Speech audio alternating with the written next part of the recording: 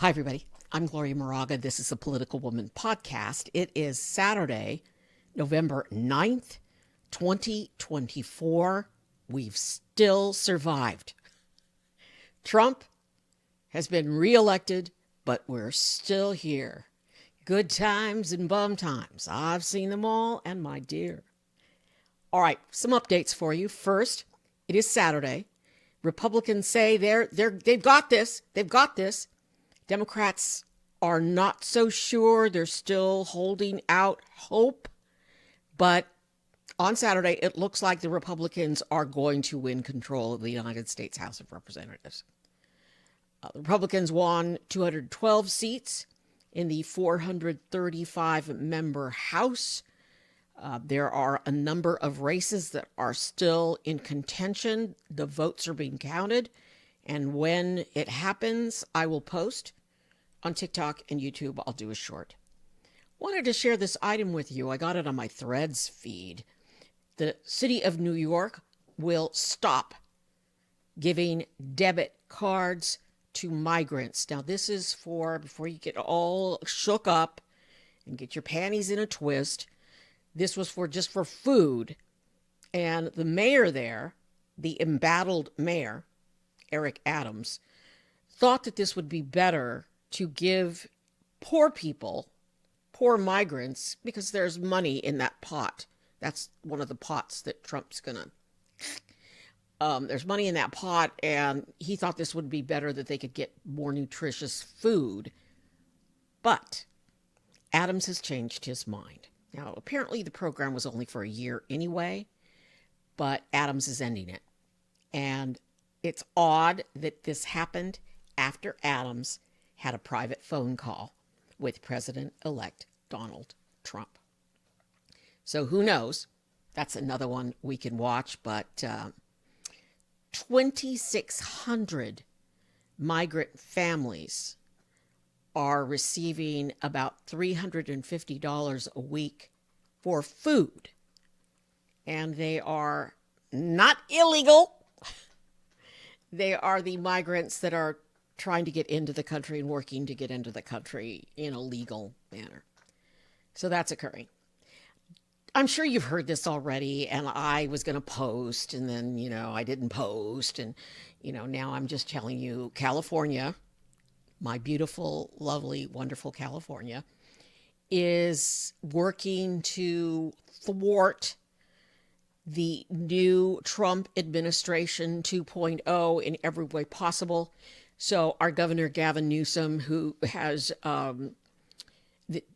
that Trump likes to call news scum.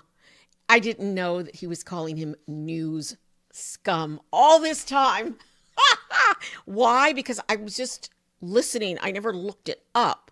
And Trump always kind of rolls over it. So I didn't know he was saying news scum. Here's a quote, and this is from an opinion piece. In many areas, California will rely on the so-called anti-commandeering principle. The federal government cannot force states to adopt regulations or administer federal mandates. Now, the Supreme Court has ruled on the anti-commandeering principle and supported states' rights on this issue.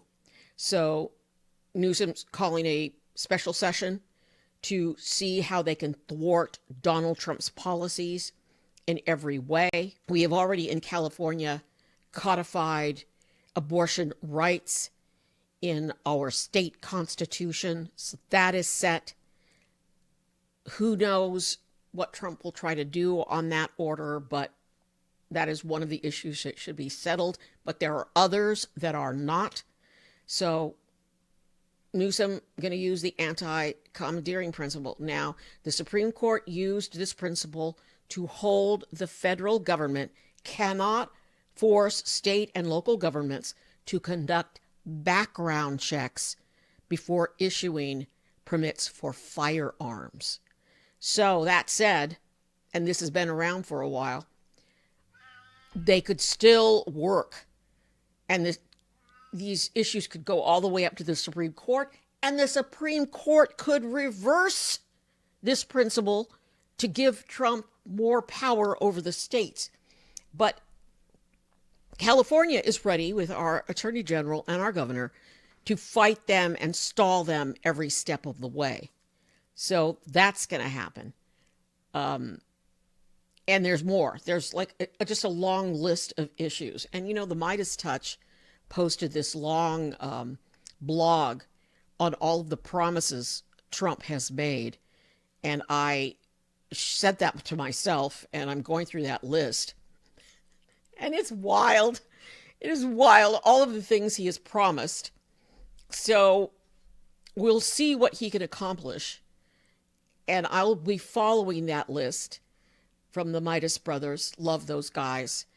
And seeing and posting stories as we move forward on promises and promises broken and promises kept.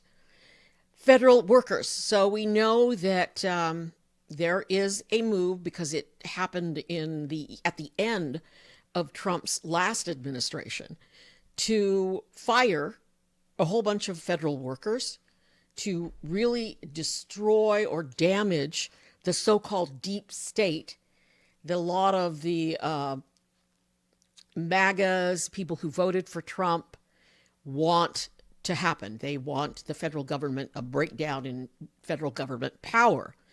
So, and part of that power is destroying, firing federal workers. And so, they are in a state of panic over this. Let me just share, the District of Columbia, Maryland, and Virginia are home, of course, to about 373,000 federal workers, so almost 400,000 federal workers. And those workers account for about 15% of the total workforce. And they are used to this. They are used to administrations coming in and pulling the rug out from under them. But this whole scheduling, it depends on what schedule you're under. There are some workers that are under the schedule that they are essential workers and they don't get jerked around when the administration changes. Well, Trump wants to do away with that. He doesn't want anybody to have any protections in the workforce, in the federal workforce. So that is something that's going to be happening probably fairly soon. And there are a number of agencies that we, as Americans, depend on. One is the Environmental Protection Agency. They want to gut that. The other is Health and Human Services. They want to gut that. It depends on who Trump puts in charge. Elon Musk, I hate to say his name, so I'm going to have to think of a little name for him like Trump does. So the Muskrat, one of Trump's most vocal supporters, has proposed instituting a government efficiency commission. And he would be in charge of that. And he wants to slash $2 trillion from the federal budget. Okay, let me just give you what that means. That sum, that $2 trillion, is larger than the Department of Defense, the Department of Education, and the Department of Homeland Security combined. So you think of that and you think, well, are they going to cut the Department of Defense that much? Well, maybe, because, well, not that much, but they're going to cut it because Elon Musk was on a call with Trump and the president of Ukraine, Zelensky, and Elon Musk is in constant contact with Russia. And Russia, believe it or not, my friends, hates the United States. So if Elon Musk is buddy-buddy with Russia and the Russian dictator, and Trump wants to be the Russian dictator, they will work to slash the Department of Defense because it's good for them and not good for us. Department of Education, they already have their eye on. That's not even in contention that they're going to cut there. And Homeland Security, you know, part of Homeland Security is border security issues. So I'm thinking, how are they going to cut that? But there are dozens of other government agencies that can be cut that no one will give a damn about. This is an article from the New York Times, and one quote is, "The mood is not good," someone from the U.S. Environmental Protection Agency said, because although Elon Musk, or Muskie, or whatever we're going to call him, used to be an environment, he used to care about the environment and global warming. He's tossed that aside now. These guys seem to care about things the way the wind blows. And you know, and I know, we all know, this is not about caring about the earth or caring about our children or caring about the future. This is about money and power. And they go hand in hand, money and power. So who knows what's going to happen to our environment in 2 years? Already without Trump, if Trump had lost, it was going to take us a long time to recover from the fraction and the way we are so separated and hateful in this country. Not me. I don't hate anybody. But this and all of this that's going to be coming, a chill wind blows, and it's going to get worse, and it's going to take us longer to recover. Am I sure that we're going to recover? Yes. Yes. I have no doubt. I'm not looking back. I'm not saying, oh, it was Joe Biden's fault, or it was Kamala Harris's fault, or they should have done this or should have done that. I hate that. You know, here's the thing. These people, these experts that are on the talk shows, they don't know anything. It's always their opinion, this and that, and the polls and all of that. I don't care. I look forward, and I want to see what this Congress is going to do. Now, we already know, we have a clue that Republicans don't stand for anything. They proved that during the riots, the attack on the Capitol. And don't even come there or go there with me. The attack happened. The attack on the Capitol. Cops were hurt. These people don't care about our police. They don't. If you're a policeman, you voted for them, enjoy yourself, enjoy your life. Look in the mirror, and see you in 2 years when we're going to be gearing up for the next vote. I wanted to do this in the last podcast. I'm just going to take a few minutes to talk about the stages of grief, because people are talking about them everywhere in relation to our politics. So here are the stages of grief: denial, bargaining, depression, anger, acceptance. Acceptance, anger, depression, bargaining, denial. So denial, numbness, shock, normal reaction to a loss or of a death, or what happened for those of us who didn't think that the majority or that the number of Americans that voted for Donald Trump would ever do that again, because we saw who he is and what he does. And if you want to know why I'm in denial, or have been in denial over that, I kind of got over my denial and my numbness and my shock when the whole Hillary Clinton thing happened. Because people knew who Donald Trump is. He came down when he first announced, when he was running against Hillary, and called Mexicans, scum or whatever. He called them some horrible name. And it was like, how could any Mexican ever vote for him? Then he never apologizes, and someone calls Puerto Ricans garbage, and Puerto Ricans still voted for him. So, I don't know, unless there's something, fundamentally wrong with your brain, you know what a horrible person he is. People know that he has attacked women. There's too much information about it. There's too much. People know that he stole documents. They know all of this. Everyone knows this. That's the only thing that keeps me kind of in denial at times. But I pretty much moved on from denial. Bargaining, I'll get to that later. Anger. I'm going to go to anger because anger is my go-to emotion. Can you tell? Anger. This stage is common. It usually happens when we feel helpless and powerless. Anger can stem from feelings of abandonment, of death or loss, like what happened, like why wouldn't women vote for Kamala Harris? Why wouldn't women choose the better choice? Because I think women are smarter than men. I'm sorry, I just do. Why? Why did all of those white women vote for Trump when they know what he does and what he's doing? So I'm angry about them because I love my sisters, but I don't like them. I don't. I am angry about that. And I'm going to stay angry for at least 2 more years until the next election. Acceptance. I immediately, when I saw what was happening, that Trump was winning, I accepted it. I accept it. And I accept the majority vote because I believe in America.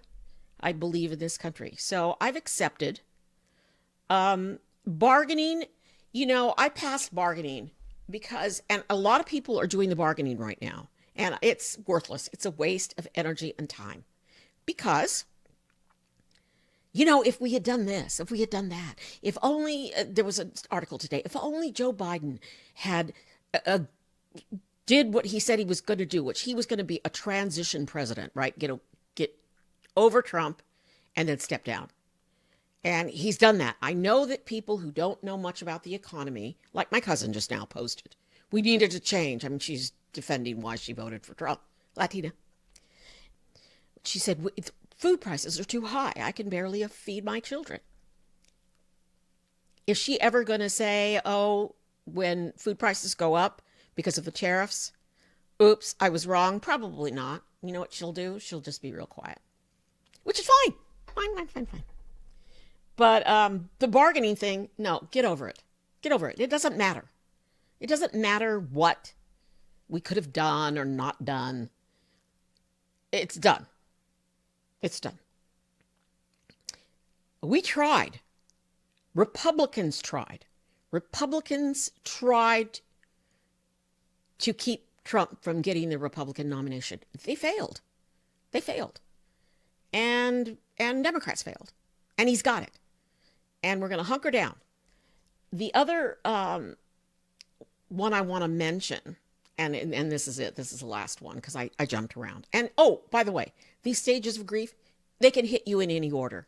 And you can have some of them at the exact same time. The depression one. So here are the signs of depression. Trouble sleeping, I have that. Poor appetite, don't have that. Fatigue, don't have it. Lack of energy, don't have it. Crying spells, no, don't cry. Depression also may include self-pity, feeling lonely, isolated, empty, lost, anxious. I'm sorry, if you have depression, you need to get professional help. I'm sure as the time goes on, when I see babies being ripped out of their mother's arms, when I see families separated, things start happening with the Trump thing. If he's going to do what he's promised to do, which I have no doubt that he will, I will struggle with depression, and I'm just going to stay focused. I know this is going to be happening because I was depressed a long time after Hillary lost, and I, manage it.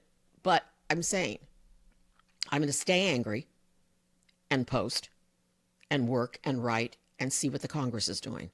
I'm Gloria Moraga, Political Woman. Please subscribe. Please share. We've got to stick together. Oh, and I wanted to say one thing. People online are very mean and nasty. I mean, I'm still getting these horrible, nasty comments from people. And it's like, dude, you won. Dude, why do you have to be mean and nasty when you're in the victory lane? Just celebrate. Enjoy your time. And own it. Own this. Own what you did. And, I'll see you later. But don't, we got to stop it. Stop being mean. I'm staying angry, but I try not to be mean. I do tell people to read, which they don't like. They seem to think that that's a slam. It's not. It's not a slam. My mom used to tell me that when I was little. Read a book.